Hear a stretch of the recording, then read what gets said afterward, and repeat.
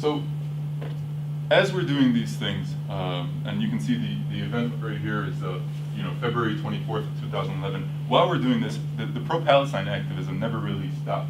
So this is a clipping from, and you'll see a couple of these in my presentation, clipping from the University of Michigan's student newspaper, the Michigan Daily.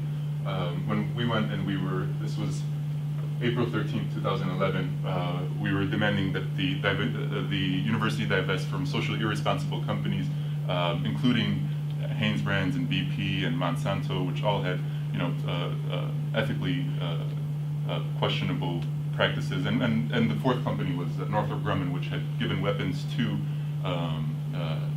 which sells weapons to the Israeli government, to the American government, and at the time to the Egyptian government. So it was very easy for us to link it and go up in front of the student assembly and say, hey, we need to divest from these companies for these reasons.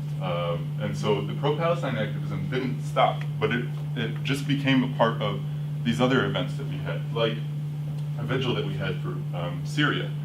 And this was maybe one of the first events that we had for Syria, and I can't help but looking back and thinking that this was one of the times, this was one of the first times where I started to feel like that there may be a division in our community about whose side we're on, right?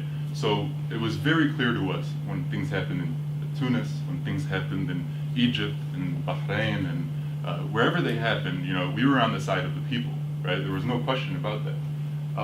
And for most of us, we thought that this would be the same exact experience. We're on the side of the people. But I remember at this particular event, after this we got together and we got in a circle and people shared their experiences. Some people had family in Syria. And we had a student come up to us and say, I hope you're mourning the death of the brave soldiers that are dying over there too.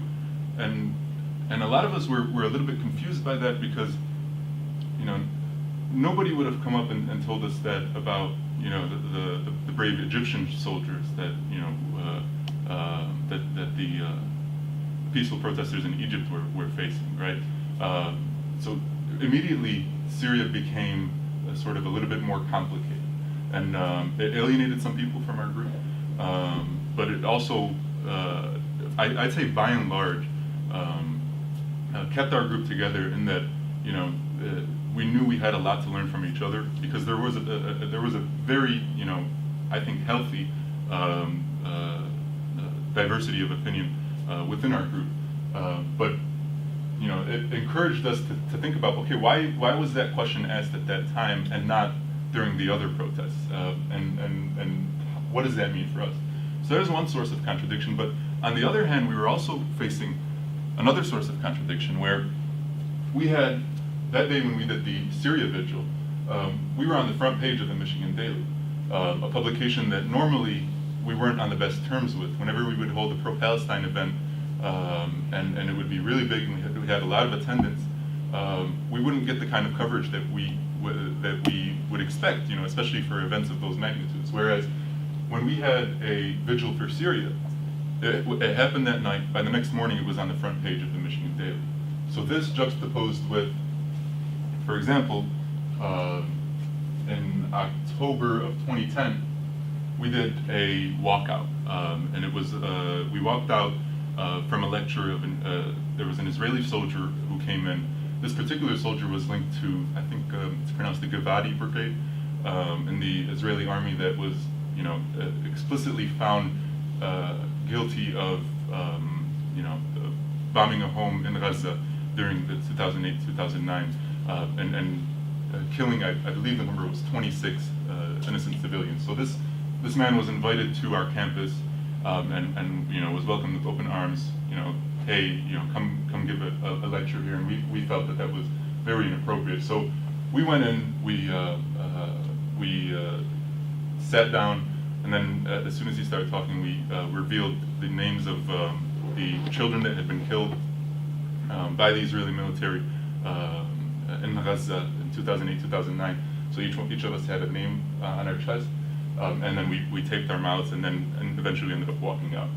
So that happened, and it was a huge event. We left the auditorium completely empty, and it was, there was a lot of participation.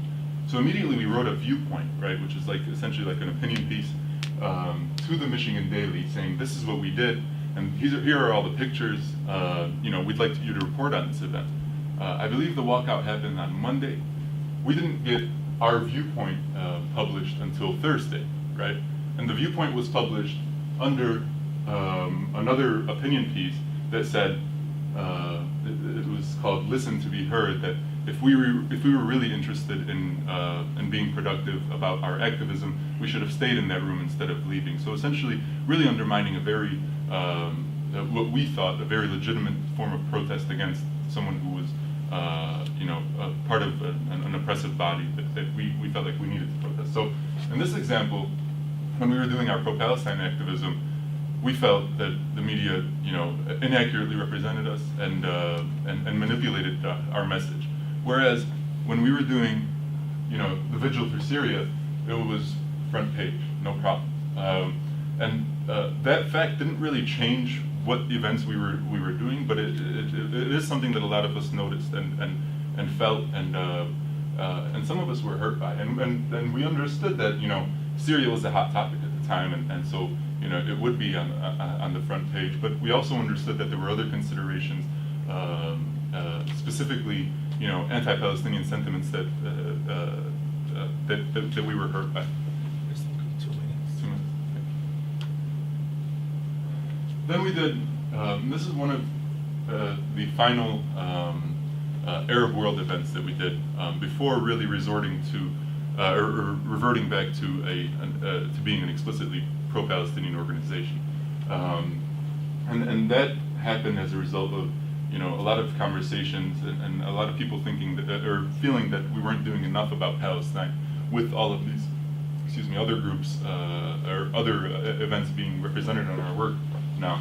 But this was one of the last events that we had, and it was co-sponsored with the Muslim Student Association, and it brought Juan Coves, university professor, Mona Jundi, who is part of the Syrian American Council, and someone who was very vocal about her support for the Syrian revolution, and then Asad Abu Khalil, who is very vocal about his opposition to the Syrian revolution, but also what makes his perspective interesting is that he is also very vocal about his opposition to the regime in Syria.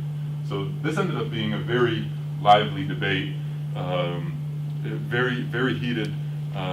But again, I'd like to reiterate that as someone who experienced this, I never felt like there was too much animosity between the people organizing these events to where, we stopped talking to each other because of what was going on over there. Well, we really understood that for the most part, we really understood that what was going on over there, yes, there it is here, but there is a lot of privilege in our being here that doesn't let us see everything that's going on over there, and that's why we need to really open our ears and be mindful of each other's experiences and perspectives. So eventually we ended up going back to our pro-Palestine activism. This is a hunger striker. Her name was Hannah Shalabi. This was last year, I think, in Palestine, and she was an administrative detainee in Israeli prison. So we had a day where we fasted in order to commemorate that. And then this is us here. And the last point that I'd like to highlight, I guess it's sort of embodied by this picture, is that as a result of our experience with the different events that we held for the different things that were going on in the Arab world, what ended up happening is not only did we have a lot of official events where there were speakers or there was a protest or whatever it may be, there were a lot of unofficial events that we experienced that I think will be more valuable to us as we move forward than anything. So, along with the protests, we also had, the protest for Egypt. We also had, a few days later, Mubarak was giving his second speech, and we got together in a room and threw our shoes at him as he talked, or as he spoke, because we were expecting that he was going to announce his resignation, and he did, right? And there are a lot of unofficial, events where we'd get together and make posters and stay up till 3, 4 in the morning, really enjoying that with each other and building memories that I think will be far more significant than any of the official events that we made. And really, the Arab Spring, the Arab Awakening, the Arab Revolutions, whatever you want to call them, I think added a dimension to those of us who were involved in SAFE, to our college experience that really is so valuable and is something that we really won't ever forget. So I think that's what it means really for a lot of us.